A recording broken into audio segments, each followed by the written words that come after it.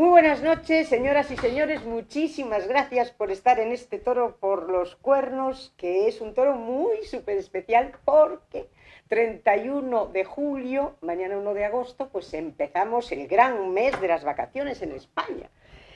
Yo el mes de agosto, desde antes de nacer hasta los 17, 18 años, siempre lo vinculo con la toja, porque siempre con mis abuelos, mi abuelo Alberto, mi abuela Maruja, íbamos a pasar ese mes maravilloso al Gran Hotel de la Toja. Entre otras cosas porque mi abuelo era un devoto de las aguas de la Toja, porque decía que si algo reumático no te curaba la Toja, no te lo curaba nadie en el mundo. Y es verdad, así empieza.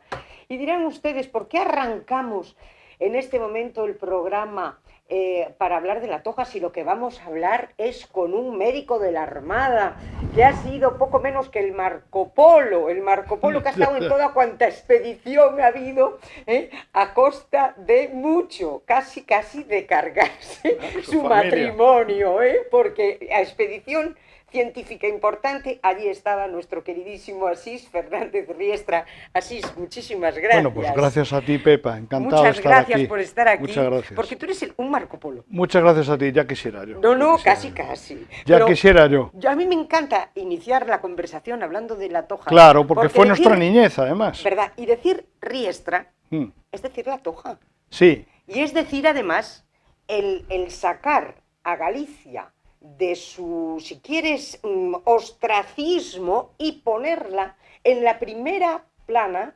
del gran balneario totalmente cosmopolita. Me refiero a cuando empieza tu tatarabuelo, tu bisabuelo, ¿no? A 1800 se hace con toda la Toja y él, a raíz de la historia maravillosa de ese burro, que dicen que de repente era un burro que dejan con tiña y lo abandonan en la isla, y al cabo de cierto tiempo van a comprobar qué pasó con el pobre burro, todo el mundo creyendo que aquello ya era un esqueleto, y el burro estaba más sano que nadie, y dicen, ¿pero qué es lo que hay aquí? Aquí hay un prodigio de la naturaleza, y tu pariente, tu bisabuelo, el gran señor de Pontevedra, porque además era mucho más que un banquero y era mucho más que un inversor, un mecenas, y ayudó a todo el mundo, y hizo unas obras de caridad impresionantes, y todas esas cosas de las que luego nos olvidamos. Y tú, en tu libro, El tiempo del mar,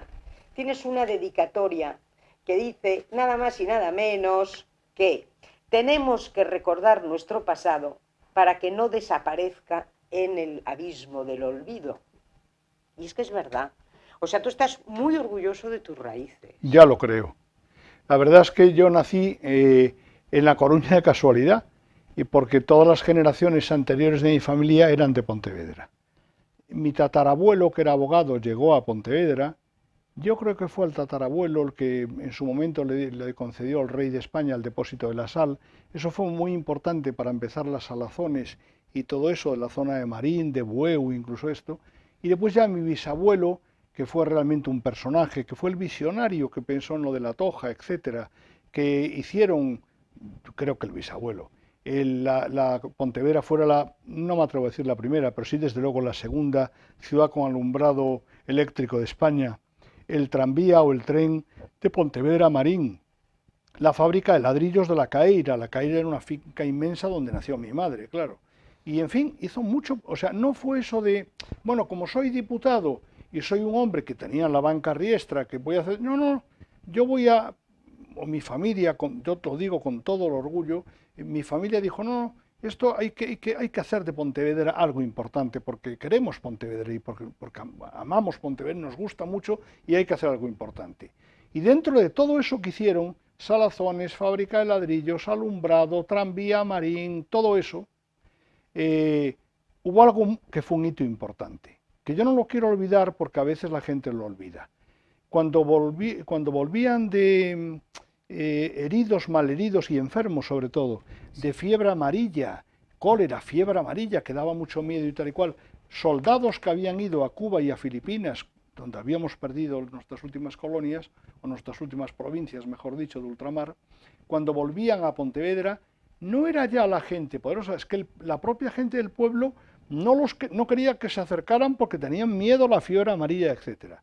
Y en la Caeira, que había, creo recordar, no dos, tres edificios tipo palacete, uno lo puso con gente, con enfermeras, con todo a disposición de toda la gente de Pontevedra que venía enferma, mi bisabuelo, Pero que lo era puso marqués de Riestra en la disposición. desde finales del siglo XIX, ¿no? O algo así, a disposición de toda la gente aquella. Claro. Por eso hoy en día sí, gracias a Dios, eso como fue tras esta guerra civil, que algunos se han empeñado en resucitar y nos ha separado a muchos otra vez, pues hoy en día, como esto fue mucho antes, pues se conserva un calle del Marqués de Riestra, o en honor a mi abuela, mi bisabuela, que era Carmen Calderón Ozores, pues calle de la Marquesa y tal cual, porque respetan aquel buen hacer, aquel savoir-faire y aquel cariño por Pontevedra.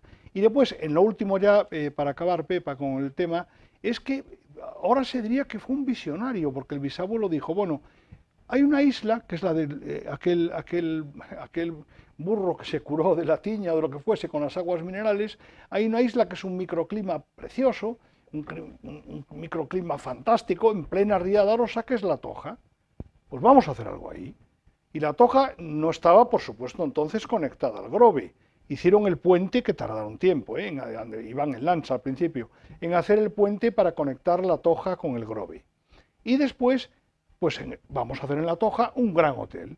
Y ese gran hotel fue, que tú lo llegaste a conocer y yo, tú y yo no conocimos el primero de todo porque se quemó. Pero sí el segundo de todo, tenemos, Dani, si nos pones la foto del primer hotel, que era una belleza. Una belleza, sí. El primer hotel, que además fue Rothschild y precioso. Sí. Y yo no sé si tenemos aquí las imágenes. El primero se quemó, que tenía torreones y tenía tal, ¿no? Ahí está. Ese es el primero. Es bellísimo. Ese se quemó. Pero el segundo que hicieron después, que tú y yo conocimos de niños, sí, era muy bonito, porque era un hotel completamente blanco, con persianas y con contras de color, un amarillo precioso, con los embarcaderos, con los guiones, con la bandera de España, al lado del parque ese con el que tú y yo jugamos juntos tantas veces. En las bicicletas. Se veían las bicicletas, cerca de la piscina, en una Toja muy poco edificada, muy respetada. Dani, si puedes poner las de La Toja ya, este ya es el hotel moderno, sí, más moderno aún que el que Pepa y yo disfrutamos. Pero bueno, se parece mucho al hotel que conocimos. Ahora ese ya tiene una piscina que entonces no... Ese es el gran hotel, que entonces no existía en nuestra época. Había la piscina a la que íbamos, que estaba a bastante menos de 1 kilómetro alejada. Ahora ya tiene piscina el propio hotel. Pero bueno, conservaron parte del balneario en el hotel y por supuesto habían conservado lo que se llamaba el hotel balneario, que estaba justo enfrente de la casa de mis abuelos, con aquellas bugambilias tan bonitas, etcétera, y el loro aquel que hablaba también, que había traído Fernando Suances de Guinea. No me digas, ¿lo trajo Fernando? Fernando Suances lo había traído. ¡Qué encanto, Fernando Suances! Fernando Suances había traído ese loro y otro para los camareros Suances, lo sé por su sobrino Miguel, que era muy amigo mío, y es así. Bueno, sí, hijos de la nena, de la nena su hermana, la nena Suances, que era la cosa más simpática que había, bueno, en fin, gente extraordinaria. Entonces, aquella Toja, claro, yo comprendo que cuando llegó el crack del 29, o por lo que sé, llegó la Guerra Civil Española, para nuestra desgracia, llegó 1942 tal cual, pues hay por decirlo así, una quiebra de mi querida familia Riestra, de la que yo, de 3 o 4 generaciones, pues de ahí vine. Yo nací en La Coruña de casualidad. ¿Por qué? Pues porque mi abuelo, cuando perdieron la Caeira, La Toja ya pasó a ser de Banco Pastor, la Banca Riestra pasó a ser de Banco Pastor, etcétera, pues a mi abuelo le dio tal pena que le dijo a mi abuela, que era María del Moral Sanjurjo, que era de La Coruña, dijo, pues mira María, ahora ya nos vamos a La Coruña. A esto da mucha pena. Entonces, mi madre conoció a mi padre allí y se casaron allí. Realmente en La Coruña ahora ya no quedan prácticamente riestras, están todos en Pontevedra o en Madrid. Y bueno, ahora muchos de mis primos, que a lo mejor escuchan esto en algún momento ahora, están en La Toja, ¿no? Que es una Toja que sigue siendo una maravilla y a la que yo echo mucho de menos, porque es un clima maravilloso, porque la Ría de Arosa es increíble, porque las puestas de sol de la Lanzada son inolvidables, porque estamos, gracias a Dios, muy unidos, todos mis primos, que somos muchos, y mis sobrinos, etcétera. Pero La Toja, salvo toda la parte del golf, menos mal, y la parte de la piscina que rehabilitaron, está muy edificada ya y muy llena de gente, ya no es La Toja que tú y yo conocimos. Y entonces después, o vas a la Lanzada y tienes que elegir una hora propicia para ir a San Vicente de la Lanzada, porque las caravanas de coches, bueno, Sanjenjo, ya ni hablo de Sanjenjo, bueno, lo de Sanjenjo eso hay que circunvalar ya tal. O la carretera que tanto nos gustaba de pequeños, que íbamos desde Pontevedra hasta La Toja, ibas viendo Tambo, Chancelas, la Escuela Naval de Marín lejos, Rajó, Samieira, todo aquello, bueno, todo está edificado, es que no es la ría de Pontevedra prácticamente. Con lo cual es cierto que hemos disfrutado un pasado maravilloso, pero aquello pasó. Pero yo agradezco mucho a mi bisabuelo y a mi abuelo, y creo, y lo digo aquí porque creo que las cosas hay que decirlas, igual que si la gente utiliza muchas veces para mal o para ideas que no son las nuestras, las plataformas, también podemos nosotros utilizarlas, ¿no?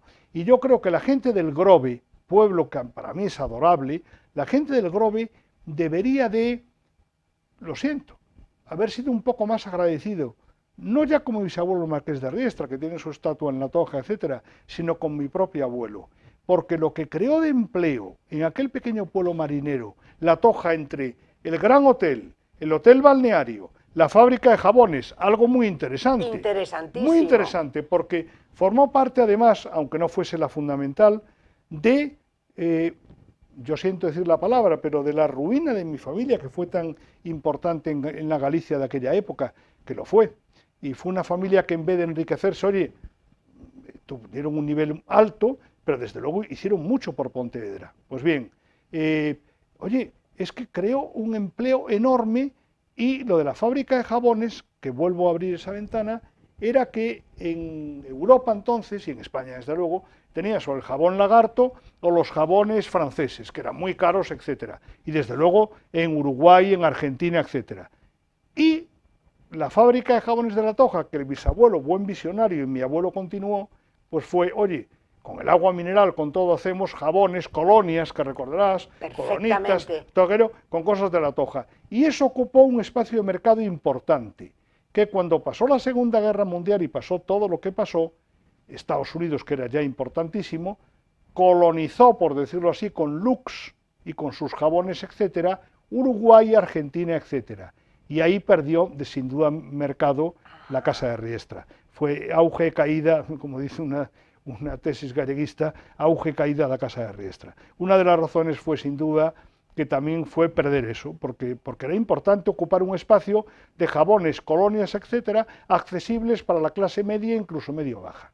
Claro, claro, claro. Pero lo que es una realidad, y yo recuerdo mi época, ¿no? Que podemos hablar pues de los años 60 o una cosa sí, así. 60, sí. Pero es que la avalancha de gente en bicicleta que venía a trabajar por las mañanas era todo el mundo. Sí, sí. Por el puente. Es que todo el mundo trabajaba en el Gran Hotel, todo el mundo trabajaba en la fábrica de jabones, todo el mundo trabajaba en el balneario, en los pequeños chiringuitos que había por ahí, en la piscina. O sea, fue el alma mater de toda esa zona. La Rubia, Amancio, Vivencia, tanta gente querida allí, los que cantaban los domingos en la Capilla de Conchas, o sea, yo me acuerdo perfectamente, Pepe Lavanero. Del último director que yo conocí, que era Tomás Tarilonte. Cómo no, y luego del médico Romero, que era el que atendía todas las neumonías cuando yo ya era médico, decía, qué pena no haber logrado ser médico del balneario o de La Toja. Ya era otra época, ¿no? Pero dije yo, qué maravilla eso de ser médico de La Toja. O Goday haciendo sus pinturas maravillosas, ¿te acuerdas? De los marineros del Grove, de las Dornas, de todo. Aún en el Gran Hotel, afortunadamente, hay cuadros de Goday, porque habían retirado muchos, pero han vuelto a ponerlos. Un Gran Hotel muy diferente, pero en fin. Pero es verdad, esa es la historia un poco del tema. Y yo nací por eso en La Coruña. Después, aunque toda mi familia era de Pontevedra, la familia con la que yo conviví, que es mi propia familia, la familia Riestra, y después mi padre murió desgraciadamente pronto, y hoy en día hay Riestras en Pontevedra y en Madrid. En La Coruña muy poca cosa queda ya de mi tío Javier, sus hijos, muy poca cosa. Y pero la sobre verdad todo es en que Madrid está. En Madrid estamos muchísimos, y desde porque aquí le mandamos un beso a todos los Riestras de Madrid. Hasta yo que vengo, estoy en Ferrol, y vine a Ferrol, soy Ferrol adoptivo, o sea, de Pontevedra, nazco en La Coruña, y me encanta La Coruña, me encanta, pero soy ferrolano adoptivo ahora por familia política y por la Marina de Guerra. Bueno, pues efectivamente, un abrazo muy fuerte a toda mi querida familia. ¿Qué hace un niño Riestra en la Escuela Naval Militar? Bueno, pues el tema es que me preguntaban el otro día que se portaron fenomenal. los de la central librera, Alberto, etcétera, aquí en Ferrol, que se presentó el libro, pues, pero bueno, vamos a ver, ¿por qué este tema? Me preguntaba un capitán de navío, un familiar mío, que hicimos una especie de diálogo, ¿no? Dijo, pero ¿por qué esto de la marina y tal? Dije, bueno, pues muy sencillo. Yo, para mi desgracia, muere mi padre cuando tenía 63 años nada más, y yo tenía 22 años y acababa medicina yo. Papá muere en mayo, y entonces pues yo, bueno, tengo que acabar la carrera como sea, que gracias a Dios la acabé. Pero había que hacer la mili. Y a mí lo de la mili, pues hacerlo del cuartel no me apetecía. Y yo era de Puerto de Mar, tanto por La Coruña como por Pontevedra, como mi afición a la vela, a bucear, a todo. Y claro, no, yo voy a hacer la mili con la marina. Entonces existía entonces una cosa que eran las milicias navales que se llamaban IMECAR en mi época. Y entonces pues yo lo que dije fue, bueno, pues yo desde luego la marina. Y yo entro de marinero en una escuela naval como sea, vamos. Y ya después veremos lo que pasa. Entré en la escuela naval con 22 años, al entrar de marinero, por supuesto, ya nada más pisar la esplanada, o sea, nada más pasar la puerta Carlos I, venga a correr, Riestra, suba la cofa, la zaga, no sé dónde, fue remar en los 9 metros, lo que era la vida de la escuela naval. Sí. Pero me alegró mucho con el tiempo haber disfrutado o haber aprendido mucho en la escuela naval como marinero aspirante o como un aspirante de guardia marina. Porque si ya llegas, que has aprobado la oposición de escala superior, que la aprobé al año siguiente, también gracias a Dios, y entras de alférez alumno, el trato no es el mismo. Y a mí el estar corriendo, el estar tal, el haciendo mudas, corra torpedos, la zaga, Riestra, el otro, tal, suba al palo, aprender a subir a la cofa, todo eso, lo haría al principio cuesta trabajo, pero me gustó.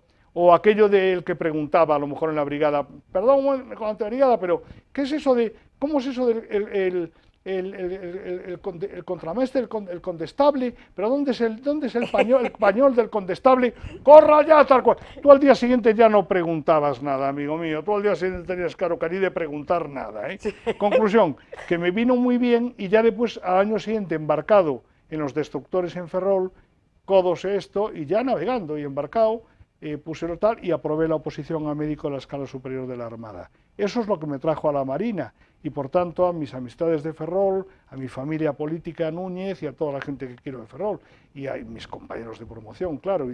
Me trajo a Ferrol el haber nacido en un puerto de mar que era La Coruña, donde se admiraba mucho a la Marina, pero no iban cada 2 por 3 barcos. Cada vez que llegaba el crucero Canarias, aquello era un espectáculo. Yo creo que una niñera ir a ver el crucero Canarias de pequeño, ¿no? Porque aquello era un espectáculo. Bueno, el Elcano entraba pocas veces, pero bueno, cada vez que entra, o sea, La Coruña, la admiración por la Armada, por la Marina de Guerra de Ferrol era enorme, ¿eh? Con toda esa rivalidad que se crea deportiva y tal. Pero en La Coruña yo, a mí, desde luego, a la Marina, y mi padre la admiraba mucho. Y mi padre, espero que desde el cielo, se alegró mucho de que yo me hiciese oficial de Marina. Ese fue el comienzo. Y tú, lo curioso es que podemos decir en este momento que este doctor que tengo a mi lado, que ha escrito este libro, El tiempo del mar, aquí lo tienen ustedes, con una acuarela suya de la portada, por cierto. Sí, el Elcano, los canales patagónicos. Sí, el Elcano, que es, yo no sé si podemos hacer así pero ya lo ven ustedes. Este libro, editado por Rosalbar González, sí. Este libro que es una preciosidad, está en todas las librerías en este momento, ¿lo tenemos en la central librera? Lo tenemos en la central librera y por lo que sé, con don Ramón Alvar González, que hablé con él, que es el que lleva la fundación, los libros los reparten a la librería náutica Robinson en Madrid, a la central librera de Ferrol, a una librería de Cartagena que se llama Alcaraz de cómic, y después hay otra que también hay en Cádiz, pero poca cosa. Básicamente es Ferrol, ¿sí? Robinson en Madrid, ¿sí? Y poco más. Y después si hay librerías que piden el libro. Si no, lo mejor es pedirlo al que le interese, por la línea, que hay una línea tipo Amazon o algo parecido, de Fundación Alvar González Publicaciones, o a la propia librería náutica Robinson, ¿no? Bien, en el tiempo del mar, porque aquí el doctor Asís, tú tienes más horas de mar que muchísimos almirantes en este momento. Yo no me atrevo a decirlo, además me van a meter un puro. Pues no te van a meter ningún puro, porque ya te has ido de ahí, bueno, ¿no?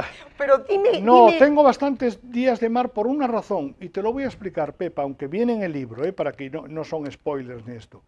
Yo salí de la Escuela Naval de Alférez ya y me destinaron de Alférez en prácticas al Hospital de Marina de Ferrol, al Hospital Antiguo. Sí. Y entonces yo venía, no le echo la culpa al hospital, le echo la culpa a que la Facultad de Medicina de Santiago entonces, los alumnos, porque no, el MIR estaba empezando, pero lo que éramos alumnos de medicina, no había prácticas realmente. Realmente yo no viví prácticas en el hospital de cirugía, de lo otro tal. Habría alguno o enchufado o con suerte que estaría en algún equipo, pero yo desde luego no hice prácticas. Entonces yo llegué a Ferrol en enero, lloviendo, aquel frío invierno, aún venía de azul marino, no tenían el uniforme de faena, vamos, bueno, llegué a Ferrol y entro de guardia ya, pero el primer día, como quien dice, con José María Lorenzo Luque, gran amigo mío, bueno, y entro de guardia y empieza a entrar, porque entonces en Ferrol estaba toda la escuadra, o sea, toda la flota, toda la infantería marina, toda la marinería de reemplazo, cuartel de instrucción, la graña, todo. Por supuesto el tercio norte, conclusión, te entraba de todo, en aquellos pabellones de aquel Hospital Viejo de Marina, tan bonito, pero claro, lloviendo, corriendo de pabellón en pabellón y urgencia tras urgencia, y yo estaba aterrorizado, leyendo todo el día en unos librillos que llevaba manuales de urgencias, tal, porque no tenía práctica. Menos mal, por eso lo recuerdo, que un traumatólogo extraordinario, que yo no sé si está aún por aquí con nosotros, que se llama Antonio Toribio, que estaba de traumatólogo en el hospital de Ferrol, en el viejo hospital de Ferrol, me enseñó a colocar alguna férula de yeso, a coser, etcétera, lo cual me vino muy bien para cuando embarqué enseguida, porque a los 3 meses de estar en ese hospital, que había gente extraordinaria, pero yo no aprendía demasiado y seguía siendo la verdad, un médico mal preparado. Dije, bueno, yo tengo que huir de aquí como sea.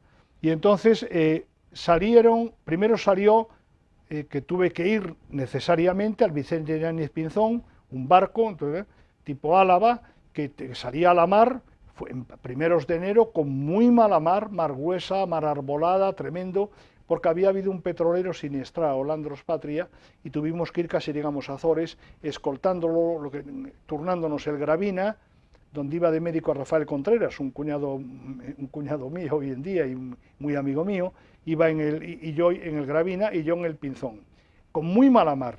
Y entonces eso fue clave para mí, porque era un enero, pero negro, un enero de muy mal tiempo, un barco que además en el que hubo 19 desaparecidos, 12 fallecidos, y en fin, una cosa tremenda, porque hubo una vía de agua de casi 15 metros que se hizo en el pantoque del barco, en el esto, y después friccionaron las planchas de cubierta y se hizo un incendio, con lo cual fue la de Dios. Hubo marea negra y fueron barcos de marina, remolcadores de La Coruña, etcétera, por lo de la marea negra, con disolventes. Tuvieron una enorme suerte de que, suerte y casualidad, roló el viento, cambió a sudoeste y alejó la mancha negra de la costa. Bueno, aún así la mancha negra afectó a costas de Lugo, del norte de La Coruña, etcétera. Pero bueno, alejó esto, pero hubo lo que hubo. Y entonces nosotros escoltamos al barco para que no entrara en territorio español casi hasta cerca de Azores, con muy mala mar. Primeros de enero, que había gente, oficiales de la dotación, que tenían los regalos de Reyes de los niños en la parte de atrás del coche. O sea, unas caras de cabreo, por decirlo así. Y estaba de comandante una gran persona, Leopoldo Boado. Estaba de comandante del barco y tal, y Jesús Mariño, que era el oficial de rota, que era un tipo particularmente alegre y lleno de vida, y bueno, y ahí estuvimos. Y ya volvimos al cabo casi de 15 días que entramos en la Graña, que fíjate que entramos con un pique de agua más o menos un metro de agua en el pique de proa, candeleros rendidos, en fin, el casco machacado tal, de la mala mar. Y el Gravina ya había vuelto antes que nosotros. Lo importante, yo descubrí 2 cosas. Primero, yo iba hecho un pardillo, pero dije, bueno, pero de todas formas el que sabe más medicina dentro de lo que cabe aquí soy yo. El que sabe más soy yo dentro de lo que cabe. Y segundo, descubrí algo importantísimo, porque fue después lo que me dio tantas satisfacciones en la vida. Y de esto no se puede presumir, esto es un don, esto es una suerte, que es que yo no me mareaba. No me mareaba aunque hubiera mar muy gruesa, mar arbolada. Yo notaba la mar, pero yo no sé lo que es, perdón por la palabra, vomitar o algo raro en la mar. Nunca. Y no es por nada, pero con 4 campañas a la Antártida, yo no exactamente de este a oeste, pero yo he pasado 12 veces la carrera del Cabo de Hornos, aparte de cruzar 10 veces el Atlántico, entre el Elcano, los de la fragata Victoria, las Antártidas, lo que sea. Yo no me mareaba. Entonces dije, chiquillo, ya sé lo que voy a hacer. Entonces cuando volví a Ferrol, al hospital de Marina ese, en el que yo estaba hecho un analfabestia, un analfabeto, médico, leyendo libros de urgencias y aprendiendo lo que podía, volví a otra campaña con el Pinzón, por todo el norte de España, y cuando en marzo salió una plaza de médico en la 11 Escuadrilla de Destructores, que eran el Méndez Núñez, Gravina, Lángara, Blas de Lezo, etcétera, Chorruca, pedí esa plaza y me la dieron. Y entonces yo fui muy feliz. Yo fui muy feliz aquellos 2 años, casi 2 años en los Destructores. Hacíamos la campaña al Banco Sahariano, que era Canarias la base, pero desde Cabo Bojador hasta Villacisneros navegábamos, nos turnábamos en la mar, para que siempre los pesqueros, a diferencia de hoy, estuvieran bien atendidos, nos turnábamos en la mar los Destructores de Ferrol con los Fletcher, con los latinos de Cartagena. Porque hoy no están atendidos así. Bueno, hay unos que tienen su mérito, hay unos buques patrulleros modernos que se llaman BAM, sí, buques de acción marítima, hay 4 creo en el arsenal de Cartagena, y harán lo que puedan, pero no es la presencia naval que teníamos entonces hasta Villacisneros. Caramba. O sea, la ayuda, por ejemplo, a los pesqueros, o sea, son unas comisiones muy bonitas en el sentido de sentir hermanada la Marina de Pesca y la Marina de Guerra, porque es que los médicos, los ATS, los mecánicos, los buzos, todo lo que llevaba un barco de guerra estaba al servicio de cualquier pesquero que lo necesitaba. Estamos hablando de los años... Esto era años 79-80. 79-80. Yo, por ejemplo, en el 79, porque lo sé de memoria, porque repasé un poco por si salía en la entrevista, en el 79 yo mismo como médico, y por supuesto hay nombres que no me acuerdo, pero la tesis que iba conmigo, que eran unos tipos fantásticos, pues atendimos 39 heridos en pesqueros, y con el Gravina, con el Gravina, y en el 80, mandando el Méndez Núñez, José Luis Tato Tejedor, el Gravina lo mandaba un tipo fantástico, que era Joaquín Garat, bueno, y mandando José Luis Tato Tejedor el Méndez Núñez, atendí 69 pesqueros. Caramba. La de cajas de Caramba. choco, pulpo, pescado, hace días que nos regaban los pescadores, claro, era increíble. Era increíble. Ahora, también es verdad que subías a bordo, ibas en una Zodiac, ahí como podías, no había Zodiacs de quilla rígida, entonces ibas al pesquero como podías y te echaban una escala, o no había una escala, a ver chaval, te botaban una estacha y tú con la estacha con el cabo tiraban de ti, o pasabas noche en los pesqueros con los pescadores y veías fracturas abiertas, o veías heridas grandes por el gancho de una pasteca en la clavícula, o veías infecciones o de todo, o sea, o de todo. Y hoy en día, ¿cómo? Rafael Contreras, que es mi cuñado, tal, y era, porque era más antiguo, era mi jefe en los Destructores, estábamos 2 médicos por escuadrilla entonces. Por ejemplo, en las fragatas Baleares había otros 2 médicos, etc. Un hijo mío es teniente de navío muy antiguo, va a ascender a capitán de corbeta pronto. Dice, bueno, que hoy en día, que un médico vaya a la flota, bueno, que vaya ya un ATS a bordo, eso ya es una suerte. Olvídate, por eso te digo, que eso nada. No toca ahora, pero eso fue un desastre, porque eso fue cargarse realmente un cuerpo que es una pena, no era tan grande y fue innecesario. ¿Y por qué se lo cargaron? Eso lo podemos hablar, si quieres, después, porque es un tema que cuando en la presentación de la Central Librera salió ese tema, que es un poco espinoso, fue de los temas menos divertidos para hablar del libro, comparado con el Juan Sebastián Elcano, sí, o la Antártida, o la angustia en la mar y las alegrías de la mar, etcétera, ¿no? Ese es un tema que fue una decisión política en su momento, precipitada en mi opinión. ¿Tomada por? Y, bueno, en aquel momento por el gobierno del PSOE, claramente. Claramente. Además, apoyó muchísimo. Felipe González posiblemente no estaba, ni el propio Narcís Serra fuese una persona, que era el ministro de Defensa, que estuviera en ese tema. Ese tema, desde luego, fue, por lo que yo sé, y por eso lo digo, pero las claras, fue un empeño personal, asesorado por quien fuera, del secretario de Estado, que era Gustavo Suárez Pertierra. Lo sé porque yo fui de unos cuantos, no muchos, porque no todo el mundo se compromete a cosas si también tiene familia, medicina privada, tiene otras ocupaciones, todo eso es comprensible. Bastante hacían los médicos de Marina, tuvieran la vocación que tuvieran, con ir a la escuela naval, aprender el lenguaje del mar y hacer el año o año y medio obligatorio de embarque. Yo habré hecho mucho más embarques, porque el cuerpo me pedía eso, estuve en la tesis doctoral, estuve en ser profesor de la universidad, estuve en otro rollo, no estuve en la medicina privada, pero respeto a cada compañero que eligió el camino que él creyó. Pero como mínimo ya había algo, que era ir a la escuela naval, aprender el lenguaje del mar y hacer como mínimo un año obligatorio de embarque. Era como fundamental. Como Sí, mínimo. Sí, y eso se lo cargaron.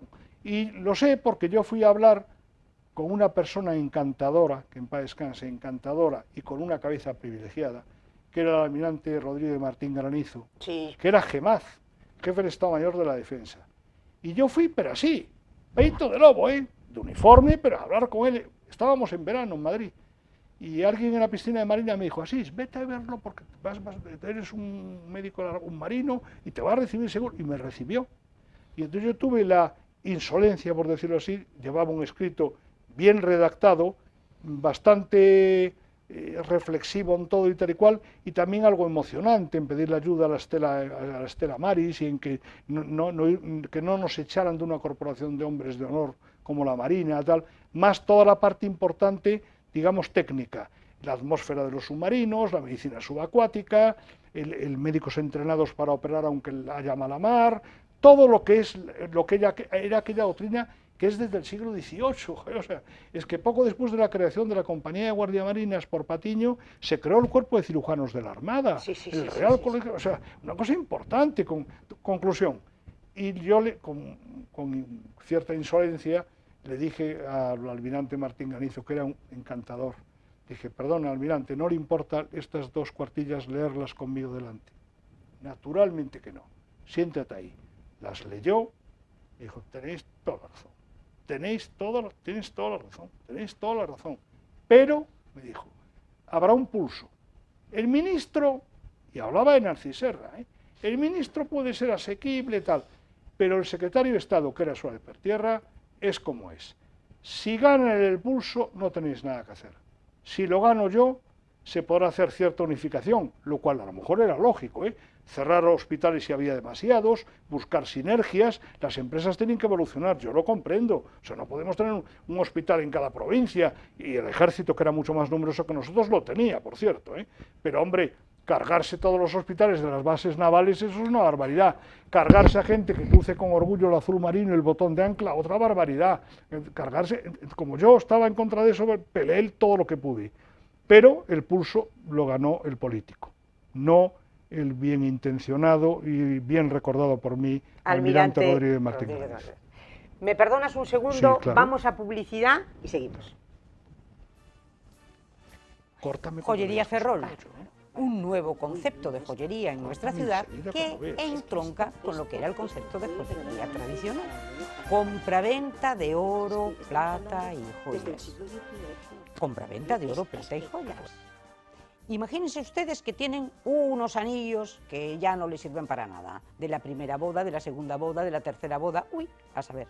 Imagínense ustedes que tienen una medalla en la que su madrina se la regaló y grabó el nombre de Josefa. Y no le gusta el nombre de Josefa porque a usted le llaman Pepa. Bueno, pues esa medalla la tiene permanentemente en una cajita y en un cajón.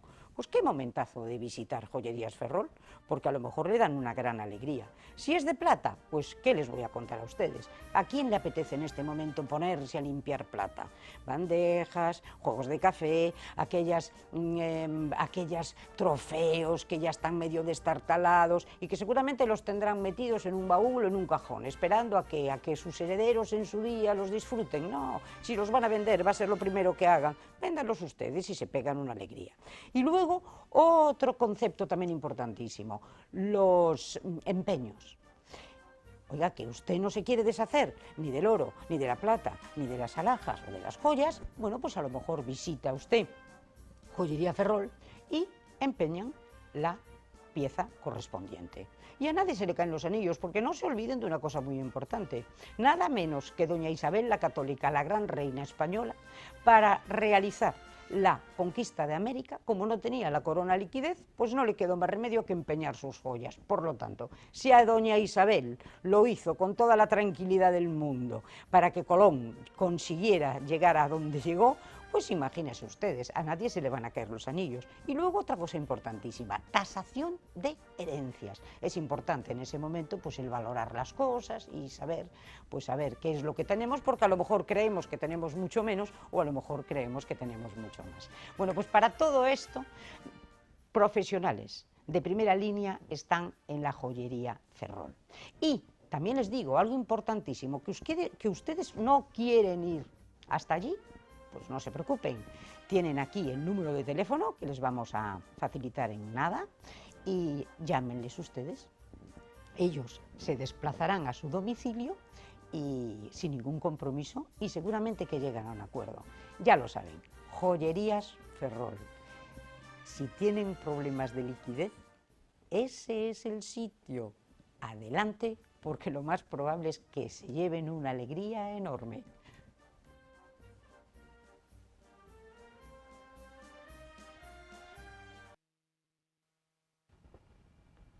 De nuevo con ustedes. Y entonces, en este rifirrafe que hubo, que vamos a centrarnos un poquito más. ¿Por qué el Elcano antes, y eso, la especialidad y eso? No, lo que me estabas hablando tú. Entonces tú luchas con un grupito, Eso con fue Gonzalo Martín con Sí, Gonzalo, sí, Salvador Paz, que era un vicealmirante, una serie, algún almirante retirado, algunos médicos de la Armada, desde luego, etcétera.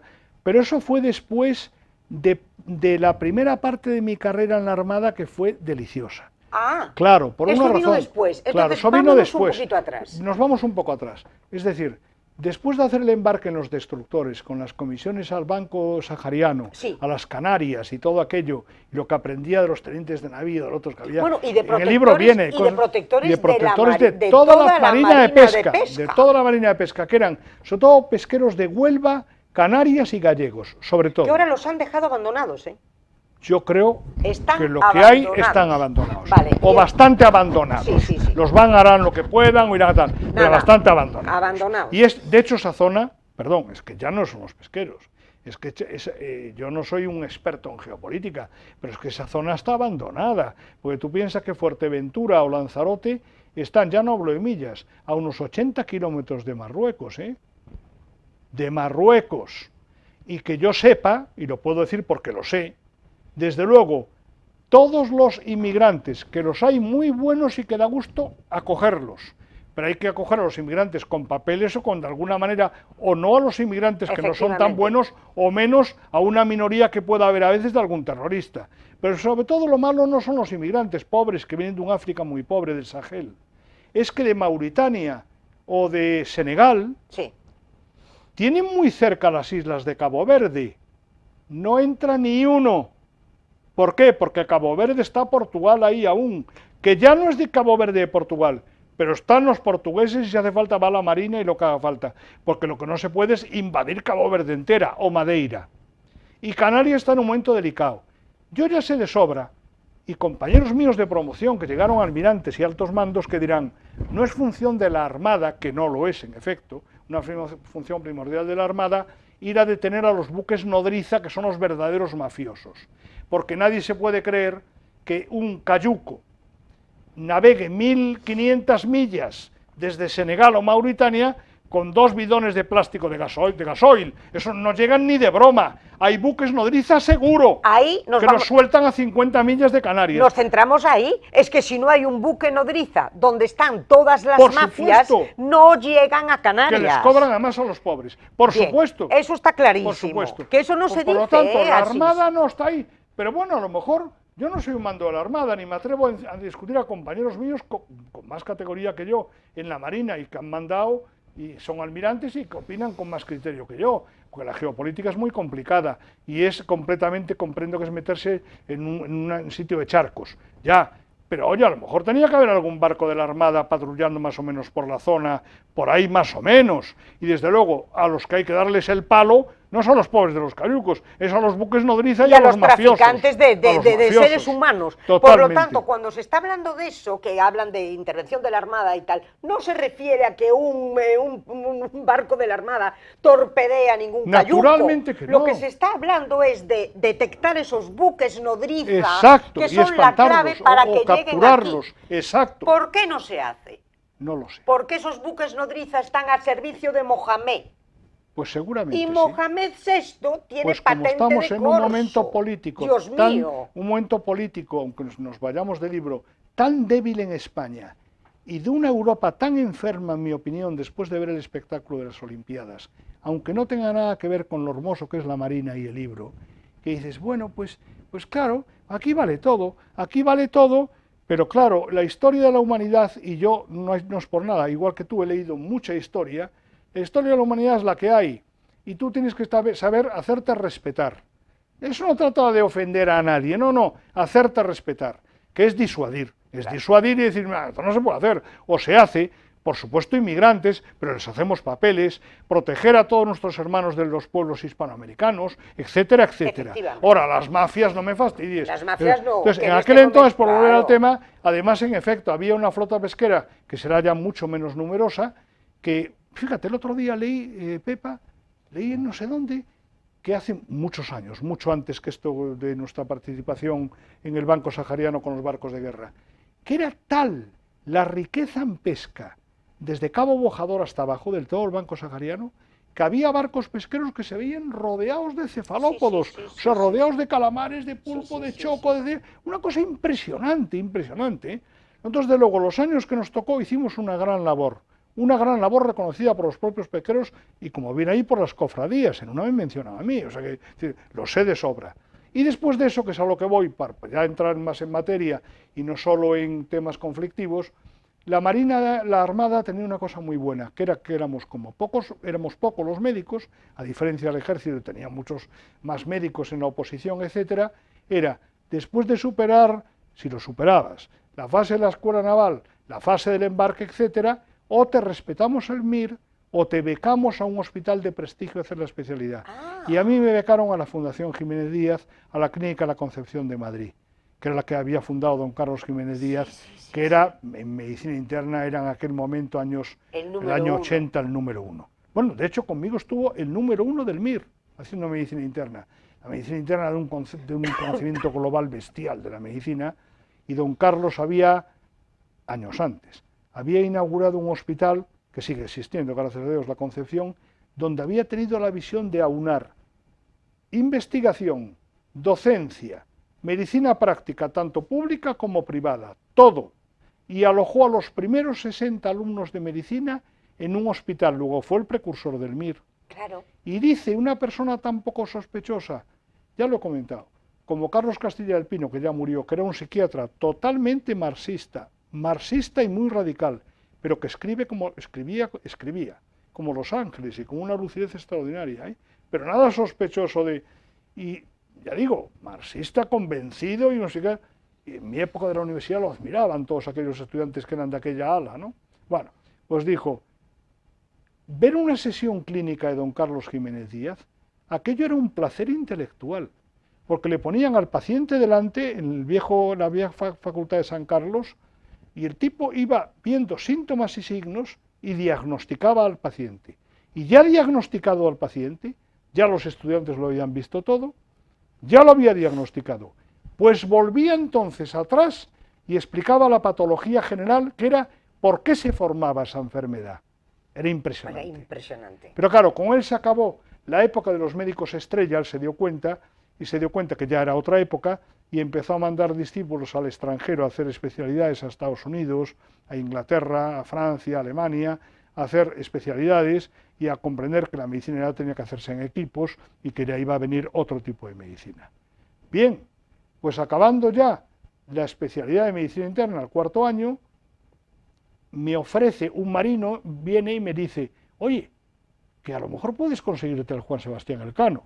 Bueno, para mí, que ya había hecho el embarque obligatorio, ya casi 2 años, más de año y medio, en los destructores ya tenía hecho, y dije, pues no. ¿Y no te mareabas? Además no me mareaba, pero yo no soy cirujano, y el Elcano priorizaba siempre, me acuerdo ahora de Fito Rey, por ejemplo, de Fito Rey, de tanta gente, de conocida aquí de Ferrol y de Cádiz y tal, que iban al Elcano, era siempre un cirujano y un anestesista, pero yo no era cirujano.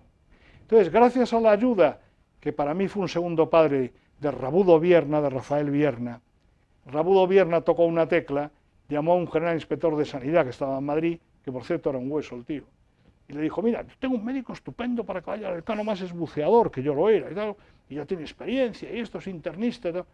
Bueno, pues nada, no se preocupe, que lo pida, que yo lo hago y que coja hábito quirúrgico. En efecto, me lo dieron, a otro médico también, me lo dieron a mí como jefe de los dos médicos, por el más antiguo, y me fui a San Fernando durante varios meses, cuando el Elcano está en tierra, desde agosto más o menos, a coger hábito quirúrgico, Claro. a coser y a todo, y a aprender tal, con don Rafael Benvenuti, que era el jefe de cirugía entonces del Hospital de San Carlos.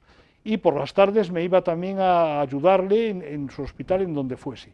Así que me fui al Juan Sebastián Elcano siendo internista, que después me vino muy bien, porque hay más cosas de medicina interna que de cirugía, en el Elcano en general, y de trauma, desde luego.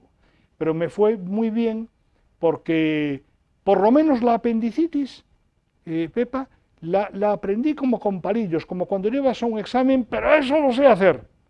Después lo más gordo que tuve en el Elcano era lo más importante. Lo más gordo no fue eso, fue que recién pasado el Ecuador, cuando pasas el Ecuador tras la fiesta y toda la movida del Ecuador, que es muy divertida en todos los barcos que lo pasan, y el rey Neptuno y los tipos disfrazados de tal, y que te rebajan a marinero, a mí me hicieron subir a la mayor popelea a la cofa un cabo escribiente no sé cuántas veces, que se puso mis galones, tal.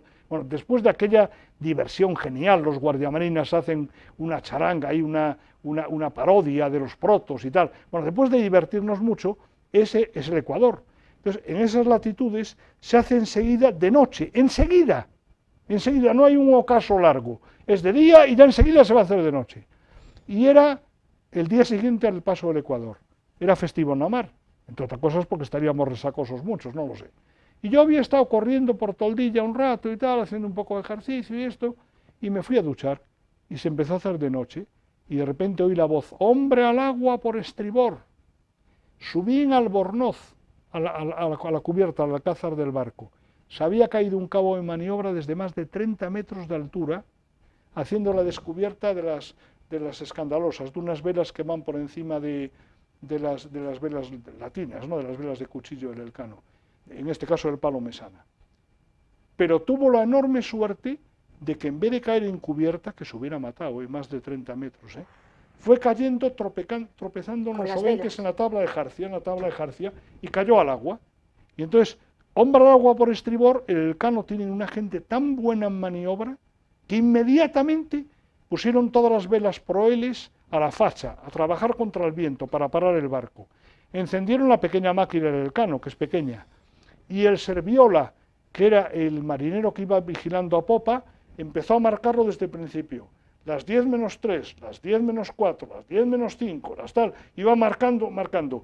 En 10 minutos, lo recuperaste. Yo creo que ni en un cuarto de hora, había ya una embarcación en el agua. Fíjate lo que es la gente de maniobra del Juan Sebastián Elcano. Y entonces ya lo trajeron a bordo, yo en albornoz, en el alcázar, lo llevamos a la enfermería, lo sedamos, y ya entonces sí, no me había olvidado, sabía coser, y le cosí por planos toda una herida tras sedarlo. Y después ese cabo, cuyo nombre no tengo por qué decirlo, pero lo recuerdo perfectamente, muy simpático además, curiosamente pasaron los años, yo creo que ya mi hijo de guardia marina, uno que es teniente de navío ahora, de repente dice, papá, está de contramaestre del palo mesana el cabo que se cayó de aquel palo. ¡Caramba! O sea, que la verdad es que el Elcano es navegación, aprender mucho, los guardiamarinas aprenden mucho, situarse, la preciosidad de por la noche formar las brigadas, tanto la brigada de marinería como la brigada de guardiamarinas, y tú que estás de profesor de servicio, como te toca a veces, mandar el primer tiempo el saludo y cantar la oración de la noche de la Marina Española, que es una oración pequeña, pero muy emocionante, que desde luego regocija a los que tienen fe. Pero a los que tienen no fe les emociona igual, porque es sobrecogedor oír cantar eso mientras se está haciendo ya el ocaso, esa noche, y el viento espabila, tú que dispones de viento y mar, haz de nosotros, Señor, piedad, Señor, la oración de la Marina Española.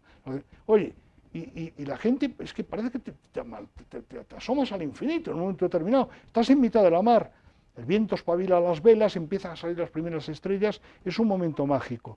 Todo en el Elcano para mí es algo mágico.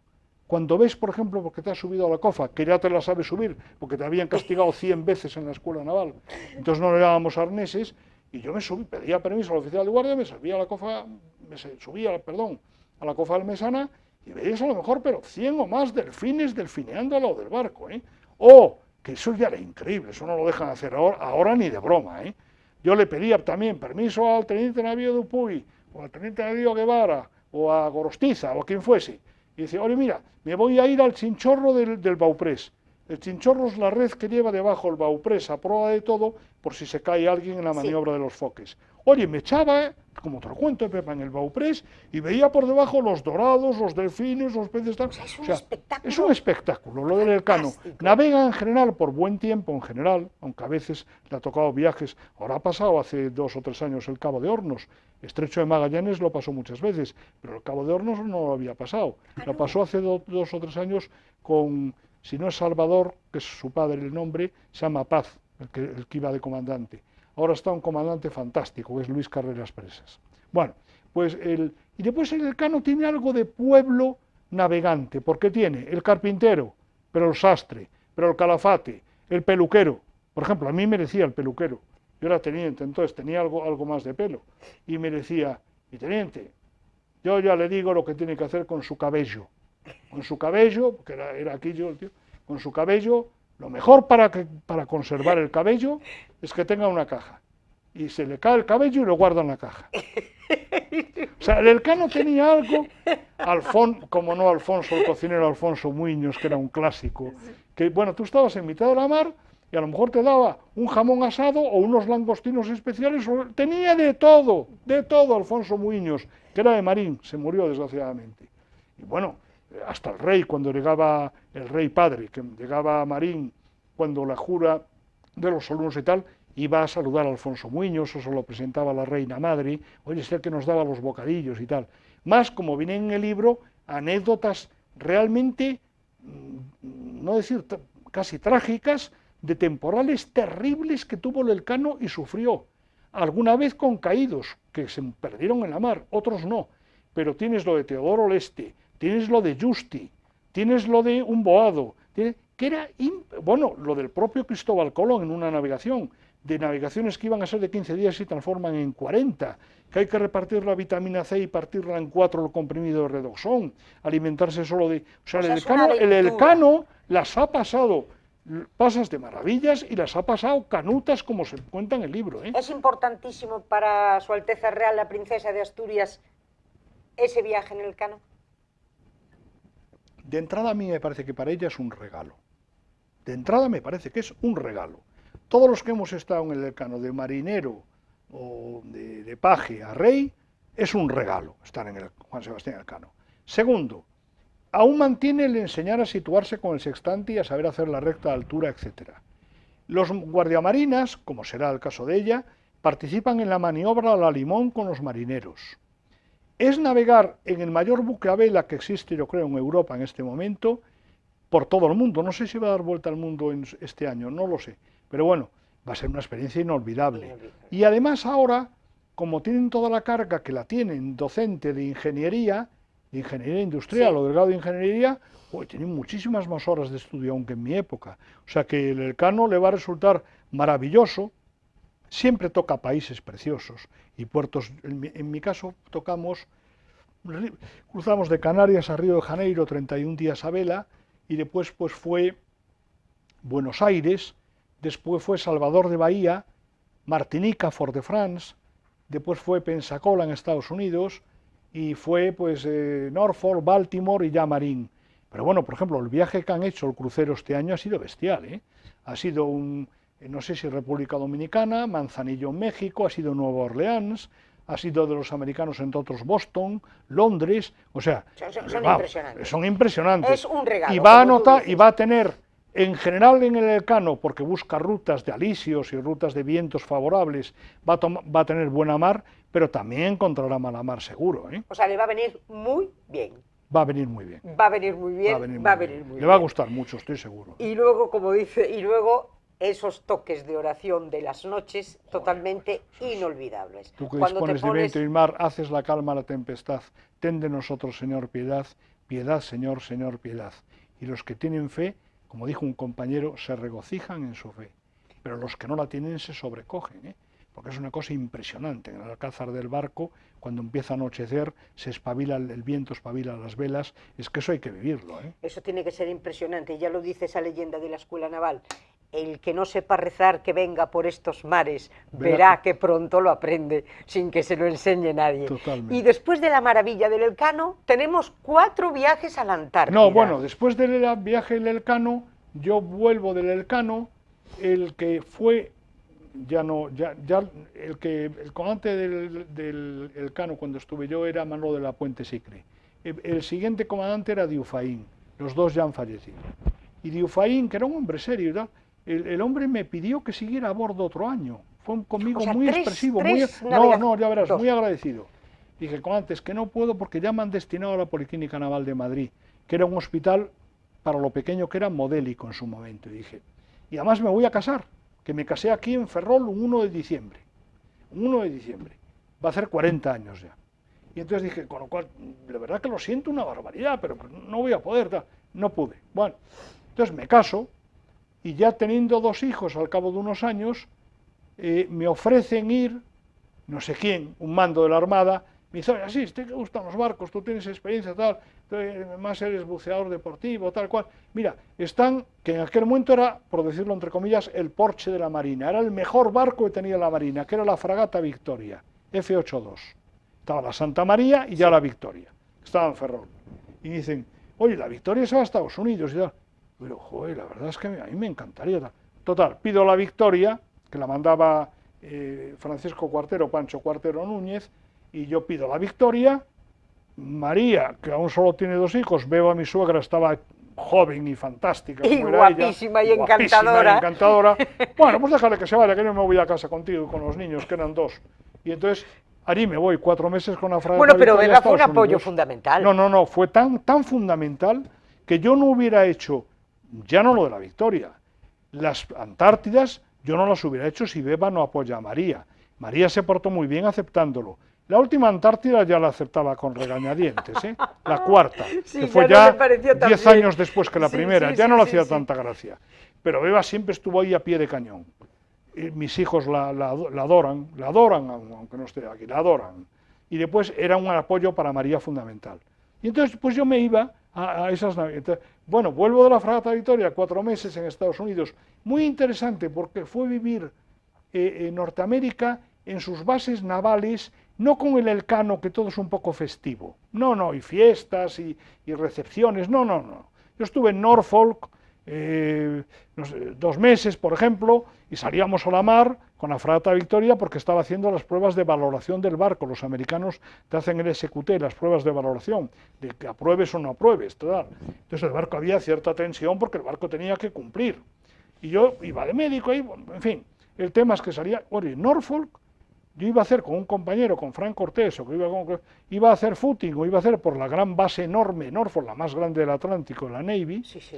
Y pasabas por delante de donde estaban los submarinos nucleares, del gran crucero Iowa, del otro, o pasabas, que estabas leyendo a lo mejor La Tormenta Roja o La Caza del Submarino Rojo, y pasabas por las iniciales, donde estaban los edificios, donde era Zincanfleet, Sackland, todo, pero si estoy leyendo la novela esto, bueno, corriendo. Y después de ahí fuimos a Charleston, que es de las ciudades más bonitas que he conocido, y ya hacia Florida, Jacksonville, Mayport, Fort Lauderdale, y ya Puerto Rico para descansar, que conocí Puerto Rico, que me encantó, no había estado nunca, en el Elcano en mi año no fue, y después ya llegamos a Ferrol. Total, la Antártida. Llego a Ferrol. 4 viajes. Me voy a presentar a Madrid, porque tocaba ir con el pasaporte a presentarme. Madueño estaba de tal, me dice, oiga, sí, tienes que ir a presentarte, que has vuelto. Voy a la Policlínica Naval, me dan el permiso y me vengo a Ferrol, no a Mera, a Ferrol a veranear, con los 2 hijos, con María y tal. Estoy veraneando y tal, y vuelvo ya en septiembre a Madrid, a mi destino. Y estando internista en el despacho, un capitán de navío, que después llegó almirante y ya no está con nosotros, bueno, me dice, oye, Asís, están preparando, están los de la división de planes y están preparando un remolcador de altura, no existía el Hesperides, un remolcador de altura gemelo del Mahón, que estaba en Ferrol, un remolcador de altura, reforzándolo el casco, pintándolo de rojo, preparándolo, todo tal, para ir a la Antártida, porque España va a ir por primera vez a la Antártida. y alguien ha mencionado tu nombre, como tú has tenido bastantes embarques, y otra vez sale lo del buceador deportivo, sale no sé qué historia, y sale tal, y yo tengo la suerte, es curioso, Pepa, porque es curioso que yo creí que me venía destinado del Elcano a Ferrol. Me hice marino para estar en Puerto de Mar y cerca de los barcos. Y acabé en Madrid. Pero Madrid es muy útil, porque estaba el cuartel general de la Armada. Y la Policlínica Naval es el desagüe total, completo, Sí, pacientes, sí, sí, gente sí, que sí. va, chequeos, todo. Con lo cual tú tienes en el cuartel general de la Armada, y eres conocido, oye, te puede interesar. Y yo le dije de entrada a aquel capitán, entonces capitán de navío, dije, mira, Coante, no digas eso, no puede ser, es que yo acabo de volver de la Fragata Victoria, ahora, bueno, yo llego a casa y digo, me voy a la Antártida ahora, una campaña larga, vamos, Y que me menudo. matan, ¿eh? Según salía del despacho, Pepa, según salía del despacho, dije, bueno, Coante, tú no digas nada aún, no digas nada, ya veremos cómo lo arreglo, tú no digas nada por hora de que no, ya veremos cómo lo arreglo. Y así me fui a la primera campaña antártica, al Remolque de las Palmas, que fue el 88-89. Y como llevábamos estudios de geofísica, hidrografía, geólogos que no son de Marina, pero muy hermanados a nosotros, los del IEO, alguien del CSIC, etcétera, el apoyo a la base Juan Carlos I y tal, íbamos a bordo, pues también planteamos, Arturo Lisbona, un gran amigo mío, muy buen endocrinólogo, planteamos un estudio metabólico sobre el tema de la vitamina D, el calcio y lo que tenga que ver con el sol, el frío, etcétera, de lo hormonal. Y bueno, y si llevamos el estudio. El barco era un barco fantástico en el sentido que era insumergible. O sea, un remolcador de altura aguanta todo el mar que le eches, Cabo de Hornos y lo que tú quieras. El gran sol donde lo mandes.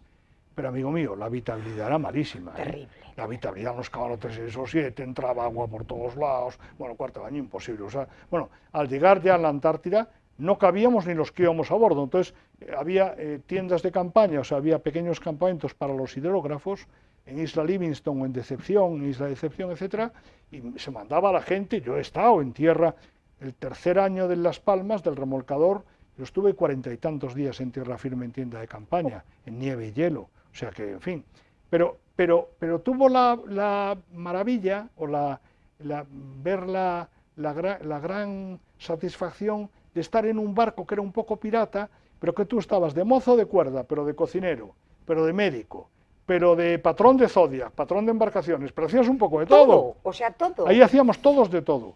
Eso fue en el remolcador Las Palmas 3 campañas seguidas.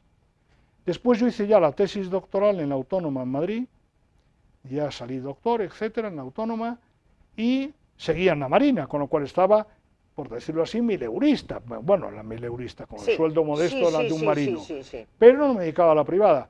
Pero al ser doctor tal, me ofrecieron y me fui de profesor asociado a la Universidad Europea de Madrid, que estaba empezando. Sí. Y eso fue un alivio muy bueno para mi casa, etcétera. Y en el año 98, ya han pasado unos años, sale que tiene la desgracia Centroamérica del huracán Mitch. Honduras, Nicaragua, El Salvador, Guatemala queda todo, Honduras tremendo, Nicaragua también, inundado, destrozado por el terremoto, bueno, un desastre. Entonces estaban recién inaugurado en España, que al poco tiempo ya estaba el siguiente, el gemelo, el Galicia. El Galicia es un buque enorme, transporte anfibio, como sabes, feo, por fuera es feo realmente, pero tiene una capacidad enorme, es un barcazo.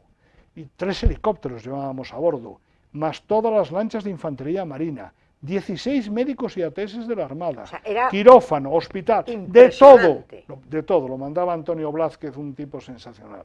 Y entonces yo digo, mira, es que piden voluntarios y a Galicia. Entonces María ya empieza, María ya no le da tanta gracia, estará oyendo, o lo oirá, pero digo, pero es que mira, es que hay que estar a las duras y a las maduras, porque recuerdo que algún médico de la Policlínica dijo, bueno, pero tú, claro, y dijeron, no, yo he estado en el de Juan Sebastián Elcano, he estado en la Antártida 3 veces, y hay que estar a las duras y a las maduras, y si toca esto, toca. Y fueron navidades fuera, y estuvimos en Centroamérica, una experiencia maravillosa, una experiencia dura, en el sentido que atendimos a 6.000 enfermos, 6.000 pacientes, viene en el libro, incluso los pósteres en inglés, noticias del periódico, etc., 6.000. Pero ver a aquellos niños maravillosos de Nicaragua, de Honduras, sonrientes, guapos todos, de verdad, con aquella dentadura, algunos con piojos saltando por ahí, pero chaval, ¿tú cómo te llamas? Ya lo he repetido varias veces. Yo me llamo Calvin Klein. Bueno, o chavales que vivían solos en la playa, sin padres. Bueno, nosotros con los helicópteros, desde las 5 de la mañana, el internista, o García Cubillana, que era el pediatra, o total, yendo a las aldeas de todos lados. Y cirujanos, Adolfo Carabot, Piuri, etcétera, operando a bordo. O sea que el traumatólogo. fue fundamental. Fue fantástica aquella labor, fantástica. Y tú llegas a Madrid y llegué a Madrid. Y dejas la Armada. No, llego a Madrid y ya es cuando viene de verdad la unificación. Ya estaba empezando, pero de hecho a Galicia fuimos con los distintivos en el uniforme de faena de la Marina, las estachas que llamamos. Al llegar a tierra, estaba el ministro, me acuerdo muy bien, Álvarez Cascos, y el AGEMA. Y el AGEMA a mí me dijo, yo lo saludé, me conocía y me dijo, así os merecéis un premio. A los pocos días en la Policlínica Naval, que vino a la consulta, me dijo, fíjate tú, en vez de un premio os voy a tener que tirar un loro. O sea que un cuerno, porque en defensa se habían cabreado los del Ejército de Tierra, los políticos de defensa o quien fuera, que lleváramos los distintivos de la Armada en el uniforme de faena, que los legionarios lo llevan. O sea, dije, bueno, y dije, o sea, yo, comienza eso ya estaba, dije, mi tiempo cero, le dije al almirante, ¿sabe el aprecio que le tengo? Mi tiempo cero para irme de aquí. ¿Y te vas? Y al poco tiempo asciendo a teniente coronel. Sí. Bueno, sigo aún, porque la Policlínica aún no la han derrumbado. Llega Trillo, por ejemplo, que era ministro de paciente mío. Trillo me dijo que la primera vez no, la primera vez estaba de presidente del Congreso de los Diputados, la segunda vez de ministro peor, en el sentido de que a mí en persona, a solas en la consulta me dijo, mira, así es, o Riestra, no sé cómo me decía, la Policlínica ya no hay manera de salvarla, bastante hemos aguantado, pero no. Apoyaba lo del aire, que después no se hizo, porque fuimos algo mezulla todos, forzosos, con todo el respeto hacia el ejército, pero así fue. Pero dijo, bueno, pero la Policlínica no. Pero desde luego yo me comprometo a que no perdáis el uniforme azul marino y el botón de ancla. Lo perdimos. Bueno. Entonces yo estoy deseando encontrarme a Federica Trillo para decirle, me debes una explicación. Pues dilo desde aquí. Me debes una explicación. Porque esto lo está escuchando, me debes una explicación porque tú me dijiste, por lo menos el azul marino y el botón de ancla no lo perderéis porque eso no debe ser así, porque os formasteis en eso. Es curioso. Y ahora doy un salto hacia adelante. Curiosamente ya, y con un gobierno del PSOE, yo creo que con la ministra actual de Defensa, y gracias sin duda ninguna a un general jurídico muy brillante de mi promoción, Fernando Marín, nos devolvieron a los que procedíamos de los cuerpos el uso para actos especiales, casar a una hija, un acto militar, importante algo del uniforme de origen. Ahora, muchos años después. Y Trillo colgadito de la brocha. A mí me debe una explicación. A lo mejor me lo encuentro en un VIPS en Madrid y le digo, pero bueno, es una explicación. Claro. Pero bueno, lo cierto es que él no fue el culpable, pero él aguantó la Policlínica, sin duda su primera fase de presidente del Congreso defendió lo que pudo, pero después de ministro ya no. Bueno, la política nos está dando tantos sustos que, bueno, quedémonos con eso, porque con lo que estamos viviendo ahora... Estamos llegando ya al final de todo esto. Bueno, el final de todo esto es que yo ya soy teniente coronel y van a cerrar la Policlínica Naval definitivamente.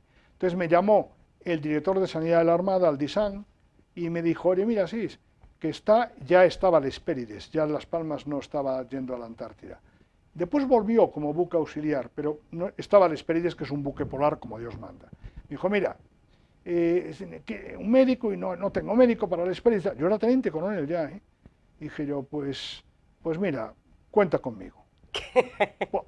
Y la campaña 6 meses, desde Cartagena, que tienes que ir a más un mes antes. Vamos a volver a María. Y entonces ahí sí que ya María, que me oirá y dirá, eso no fue así, sí, se cabreó. No, María se cabreó de verdad. Lo que dice María, que yo exagero, que puede que exagere, es que estuvo un mes sin hablarme antes de irme a Cartagena. Quizás un mes no fue, y tiene razón, pero bastantes días. Y entonces mi gran amigo Enrique Moreu, oficial de Marina, capitán de navío y que mandó en la Antártida y tal cual, me decía, Sisito, le has echado lo que hay que echarle, porque eso de, bueno, irte y que se cabreen y te vuelves a la Antártida 6 meses, tal, caramba, por cuarta vez, ya lo conoces y tal. Dice, sí, pero eso de cruzarte en el pasillo y que no te hablen, eso es muy duro, ¿eh? Y esa fue la 4ª y última campaña antártica. Y de ahí te fuiste a la... no, entonces ya volví de teniente coronel antiguo, la Policlínica, ya no vi el cierre de eso, llegamos el 28 de abril de vuelta a España, con el Hespérides a Cartagena, y entonces me incorporé al Gómez Ulla porque tocaba eso, y yo tenía 4 hijos y tenía que ir. el servicio al que fui de medicina interna no nos trataron bien, no fuimos bien recibidos, ni los 2 o 3 de aviación que fueron, ni desde luego los internistas. Yo era doctor, era tal, yo no estaba ni contento. Y en un momento determinado, saliente de guardia, le dije a Arturo Lisbona, mi amigo endocrinólogo, le dije, Arturo, yo me largo de aquí. ¿Pero cómo dices eso? Yo un coloniado de pijama verde, de guardia, yo me largo de aquí, yo que no soy feliz, yo me largo de aquí, tío. Y me largué, era 1000 eurista en la universidad, y mi mujer María Contreras, que aguantó tanto, de funcionario en la JAL 1000 eurista. Y a la semana me llamaron los de Sanitas, que en Madrid es una compañía poderosa, porque montaba su nuevo hospital en San Chinarro, que se llama Hospital La Moraleja. Me dijeron si quería montarles el servicio de medicina interna. Y eso hice y estuve 14 años, hasta que ya volví a la Reserva de Marina. Y, o sea que te jubilaste como Me jubilé jefe de servicio en la Reserva de Marina, pero curiosamente, porque eso se me olvidó el otro día, pero en la librería salió al final, curiosamente, por decirlo que no fue nada heroico, pero la última misión que hice, la hice en el Gomezulla, porque recibí un correo, un hotmail, un domingo yo creo, de defensa, diciendo que llegaba el COVID, que estaba llegando, y que pedían soldados, marinos, médicos, todo lo que haga falta, voluntarios, tal. Dije yo, por mi patria y por mi pueblo lo que haga falta. Zaca, al día siguiente, Diario Oficial de Defensa, Riestra, al Gomezulla, 3 meses en comisión no indemnizable de servicio. Y allí estuve contra el COVID, que ni llevé galones ni nada de nada, iba de bata blanca con COVID y el niño. Y ahí estuve 3 meses con el COVID. Y ahí estuve 3 meses, que fue la última cosa que hice. Y ahora te tenemos. Y ahora yo estoy retirado. Y ahora estás felizmente en tu maravillosa casa de Mera, sí, disfrutando de tu mujer y de tus hijos, disfrutando de tus idas y venidas a la playa. Sí, cuando se puede. Cuando se porque puede. Ferrol es tropical al lado de Mera, ¿eh? Sí, que no me oigan los de Mera, que me oirán. Casa maravillosa. Mera es precioso, pero desayunas nublado. Mira, y después, y entonces Keka, mi sobrina, o Tati, mi cuñada, la que quiero mucho, Miguelón, o quien sea, dicen, oye, en Ferrol un sol maravilloso, no te cuento mis primos de la Toja, bueno, nos vamos a la lanza, pero bueno, ¿será posible esto? Sí. Yo desayunando nublado. Y es verdad que como hoy, los días van aclarando muchas veces, otros no, ¿eh?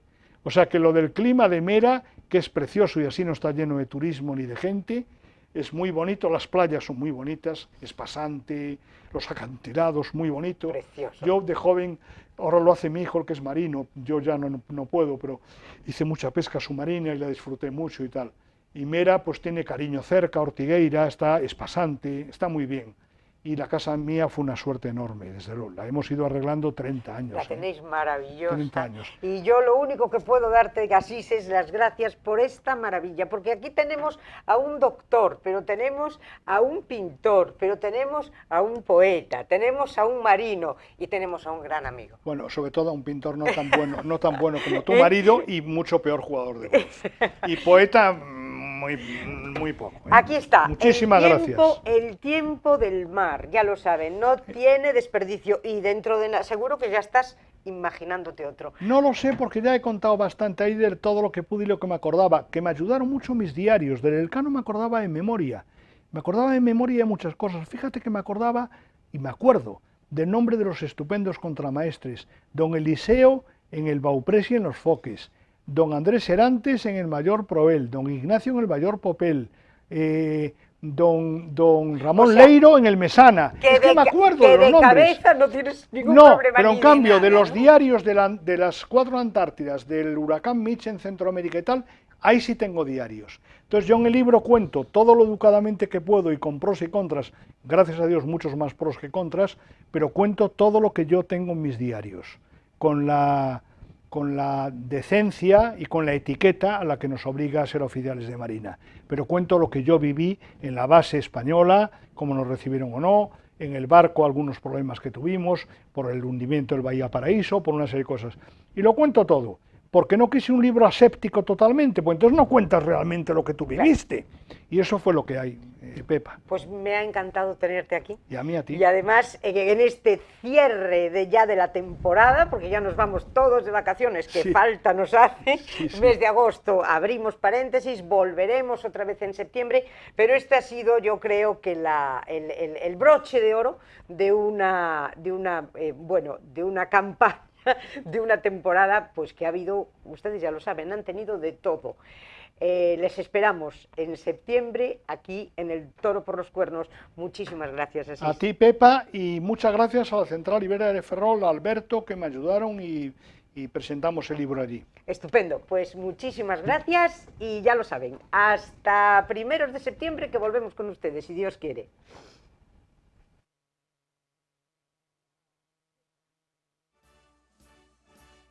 Joyería Ferrol.